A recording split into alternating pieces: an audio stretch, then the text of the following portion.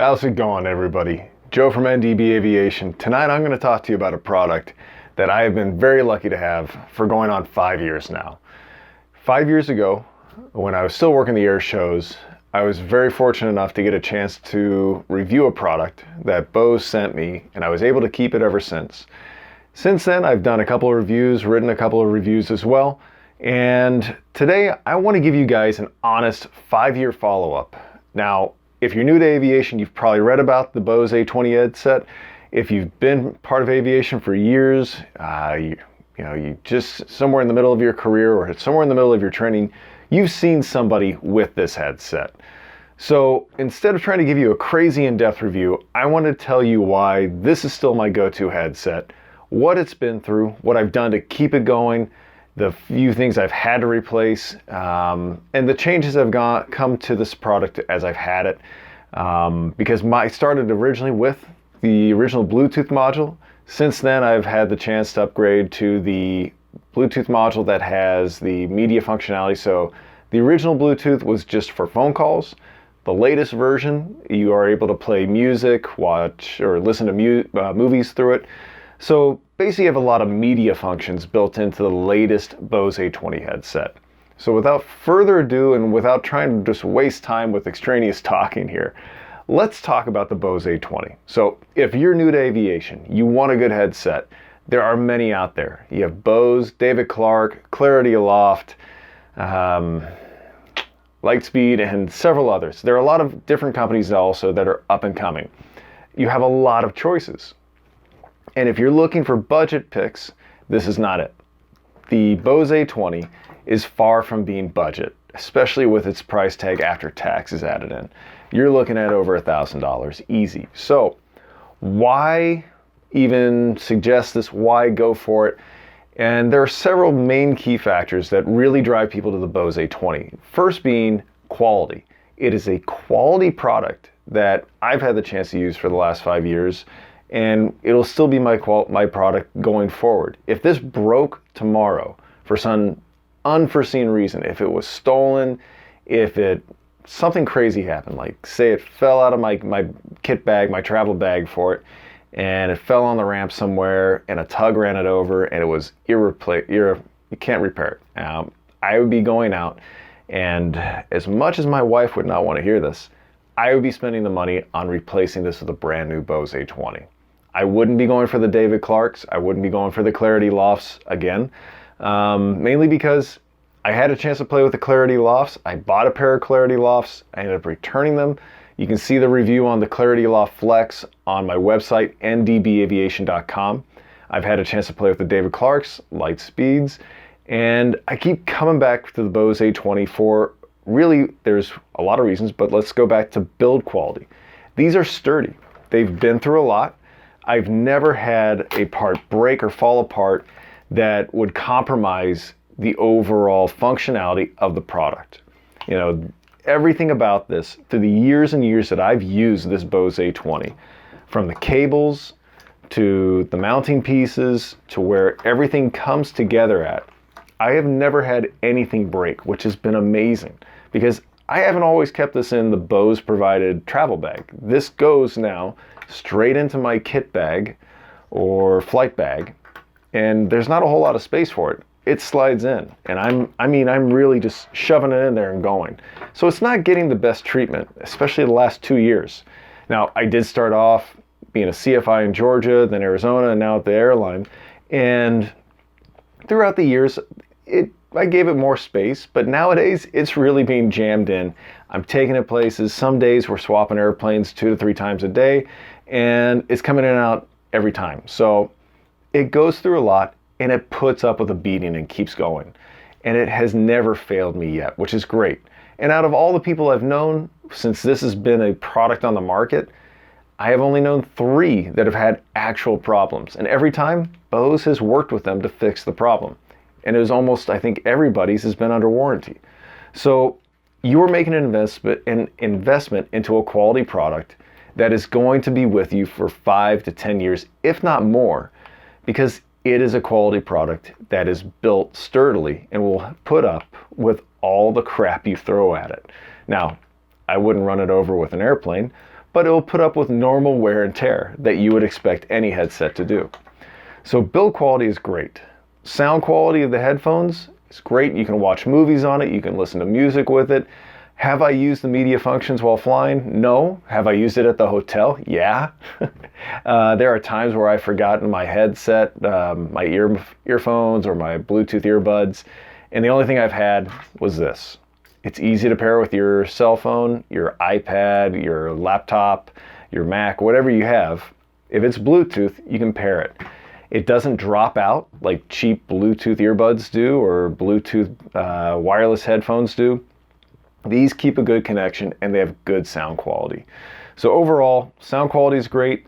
The mic is probably one of the top of all the mics out there. You know, I'd say it's pretty much tied up with David Clark and Clarity Loft for their mics. I know Lightspeed has a pretty good mic as well, but I'd say between David Clark and Bose, they're really the top two out there. So nothing big there. Just make sure when you feel the mic, you're putting the flat piece towards your face. You know, that way it actually picks up your voice properly. So mic, headphones are great, mic's great. The Bluetooth functionality, whether or not you're starting with the base Bluetooth module that only does phone calls, or if you're going with the one that actually has media functionality, so you're able to listen to music, you can watch your movies with it. It works great. If you've paired a Bluetooth device before, you can pair this. It's straightforward. The control module, this one has been through some pretty bad days. Just the last trip alone, it got stuck underneath the seat rail in the aircraft a couple times. And thankfully, all it has are scrapes. That's it. There are no parts of this module falling apart, coming undone, or showing any kind of unusual wear and tear, which is great. Even the old one I had before this did a great job of not falling apart or having issues. So overall, it's a high quality, good build product. The sound is good for the earphones, for ATC calls. The mic is good for people to understand you. The control module is sturdy enough, and then the cables are sturdy enough that I have, after 5 years, the cables that are part of the unit to the cables that run from the modules. Now, given the module has been replaced once, I was lucky enough to get the newer Bluetooth module, and out of all the cables and all the pieces, I have not seen any unusual wear and tear. Everything's lived up to the promise that Bose promises with this product, making it very much so worth the value proposition of your money going into a good headset. So sound quality, mic, Bluetooth, control module, build quality is top notch. And then let's talk about ANC, active noise cancellation. There are a lot of different algorithms out there these days from different companies that now offer active noise cancellation either as part of the product like Bose, David Clark, Lightspeed, or they have passive noise isolation like the Clarity Loft being earbuds. And some other companies are now coming out with their own ANC, active noise cancellation. And a lot of them do a very good job. You know, there were some, AKG made a pair for a long time, Sennheiser made a pair for a long time, and all of those were very good. Were they as good as the Bose? I think AKG was really close. Sennheiser was close as well, but unfortunately they're all gone now. They're no longer being made. They're no longer, I don't know if they're even being supported in all honesty. I don't know. But when you compare the Bose A20s to David Clark's and the Clarity Loft, and I'm kind of keeping it in that area because those products are TSO'd. And if you're new to aviation, you're going to learn what TSO stands for in a little bit. If you don't know, leave a comment below to remind me, and I'll explain it. If you already are in aviation, you have a career in aviation, you know that can be a pretty important thing, especially if you have an FAA inspector come sit in your jump seat. So the Bose A20, out of all the TSO headsets out there, is probably the best. Now, that's my personal opinion. I don't have the tools to test how well it gets rid of certain noises and isolates from certain noises. I do know that with certain harmonics, so if you're flying GA propeller aircraft, jet aircraft, I've had the luck to fly a multitude of aircraft. And the one thing I've noticed most is the Bose A20s, similar to like the Bose 10 before them, while they last forever and they are durable products, I've noticed that there are certain aircraft, and it seems to be the lower horsepower, which is really funny to say this, but it may have just come down to the fact that some of the lower horsepower aircraft don't have very good insulation. So your basic Piper Archer, your Piper Cherokees, your Cessna 172s, I noticed a lot more droning on noise with these. Like, it wasn't able to filter out all of it. It filtered out almost the majority of it, but it wasn't as perfect as you would hope. You know, going into the jet now, this does an amazing job of filtering out wind noise and jet noise. So I've been very happy with this now that I'm at the airlines. And at my previous instructing job with the aircraft I flew there, it did an amazing job there. And there was a different kind of propeller. It was a different type of engine. So I think really it comes down to the overall algorithm built into the ANC, the active noise cancellation, from product to product, being Bose and David Clark. They all do a slightly different job with different harmonics. And I think Bose does the best. And have I had the chance to try out the David Clarks in my new job with the active noise cancellation? No. Have I flown with people that do actually fly with them? Yes. However, I would say the majority of people fly with the base David Clarks or the Bose A20s. And I can probably count on two hands how many people I've flown with that use active noise cancellation David Clark products. And probably over, I've flown with maybe 12 people that fly with earbud style headsets like Clarity Aloft. Majority of them flying with the TSO'd version of the Clarity Aloft headsets. And they do like them. And this is only from the people I've flown with. So this is not everybody out there. I have seen more people talk about replacing parts on their Clarity Alofts versus on the Bose. And it may just be a wire here and there, small things here and there.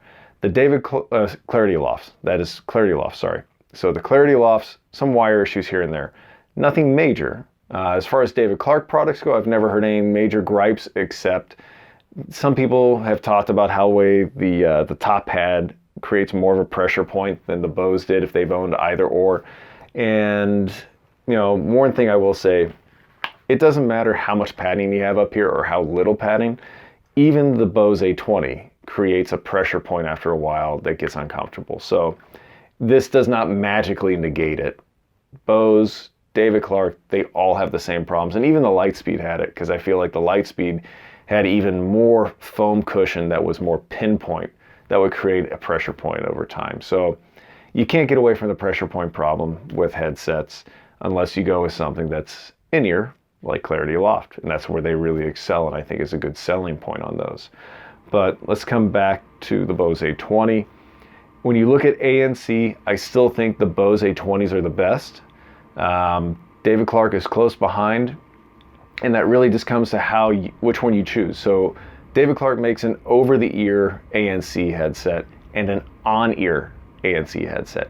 I didn't like either, in all honesty, but I didn't get to fly with them. I only got to try them at the air shows. So I hope someday I get a chance to try one of the two David Clarks, if not both, and give an honest review and opinion of those. And I did like the Clarity Alofts, but the way they fit, it wasn't exactly for me. So ANC, I still put Bose on top. Following ANC, let's talk about one thing that's going to be important: battery life. I have gone through a lot of different batteries. I've tried out multiple rechargeable batteries because I got tired of throwing away the throwaway batteries. And the throwaway batteries from Duracell or Energizer, like the Energizer Lithium Plus, those get some pretty good lifespans. I'm not gonna lie, I had 1 month last year, maybe could have been late 2018, early 2019, that I was out for the month and flying. I had a line that was probably a flight time of somewhere between like 65, 72 hours. I think we ended up blocking probably about 68 after all the things that happened in a month of flying. And I did not replace the batteries for the entirety of that month. The batteries did not go bad until the following month. So there are probably times where I forgot to turn on the ANC on these, and we were just so busy that I'd never really noticed. So that says a multitude about the passive noise isolation of this headset in the jet. it does a really good job that I didn't even notice with it on or off. Now, I was probably just really busy and really tired, but I did not replace the batteries for an entirety of the month. So you can definitely get that manufacturer claim of battery life out of the throwaway batteries that are good batteries. Now, if you're going to use rechargeable batteries, however, you're going to find that depending on which ones you use, depending on how many times you've recharged them, you'll get maybe a trip and a half out of them, usually. And I really haven't been using the rechargeable batteries for more than a year now, so just slightly pre-COVID times. The rechargeable batteries, at best, a trip and a half. So I'm looking at 20 to 30 hours, and I'm seeing diminishing returns depending on which battery I go with. So right now, I bought Energizer from Costco. Great price point.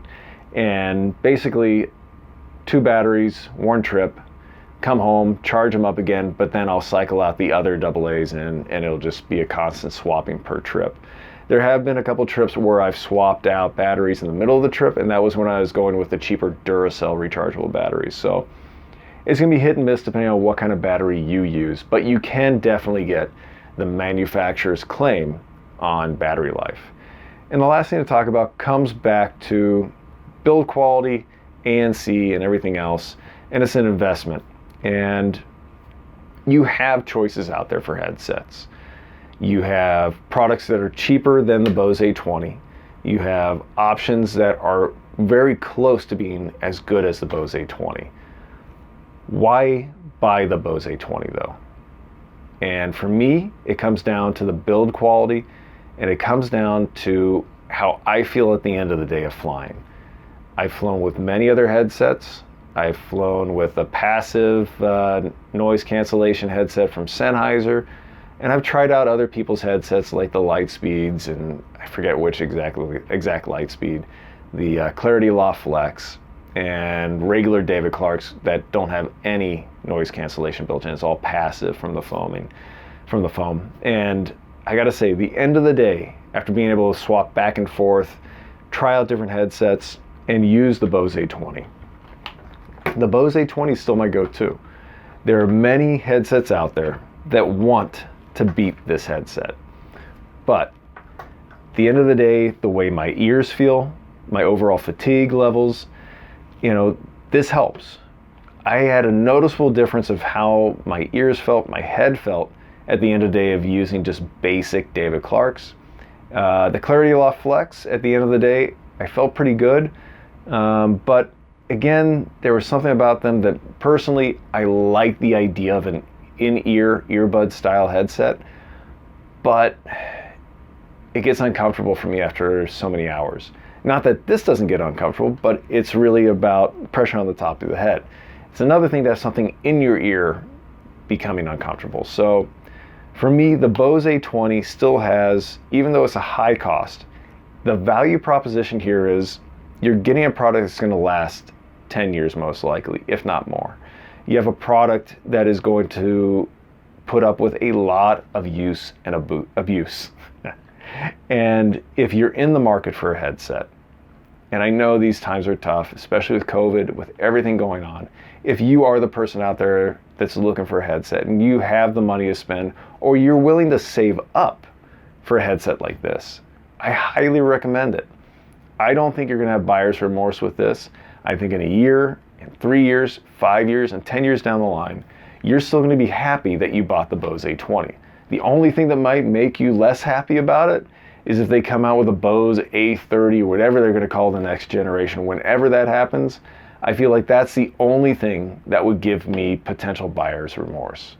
So if I had to buy a headset tomorrow, it's another one of these, straight up, regardless of how much my wife would want me to not spend that much money. It's going to be another Bose A20. And even after replacing the earmuffs, the pad on the top, and the mic muff after 4 years of use, it's a negligible cost when you're talking about your future hearing, your day-to-day fatigue, and your life after aviation. And that's the reason why I think it's worth investing into the Bose A20. It's the overall picture.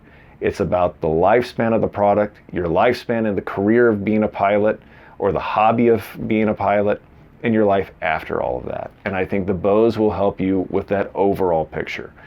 So, basic, if you can afford it or you can save up for it, maybe don't buy that brand new iPhone, maybe don't buy the brand new Samsung S30 or S21 when it comes out in January or February, or don't buy the Xbox Series X, save your money and put it towards something like this.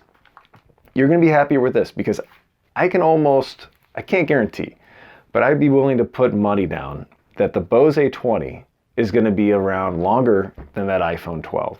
It's going to be around longer than the Xbox Series X. It's going to be around longer than so many other things you might spend your money on that really aren't worth it in the long run. Because this is going to keep giving back. It's going to help you do a better job of hearing things and have a better day flying. So, Joe from NDB Aviation. If you have questions, leave them in the comments section below. If you like the video, like it and subscribe. If you don't, tell me how it sucked and I'll try to make a better video next time, okay? You guys stay safe, stay healthy out there, and see you again real soon. Bye-bye.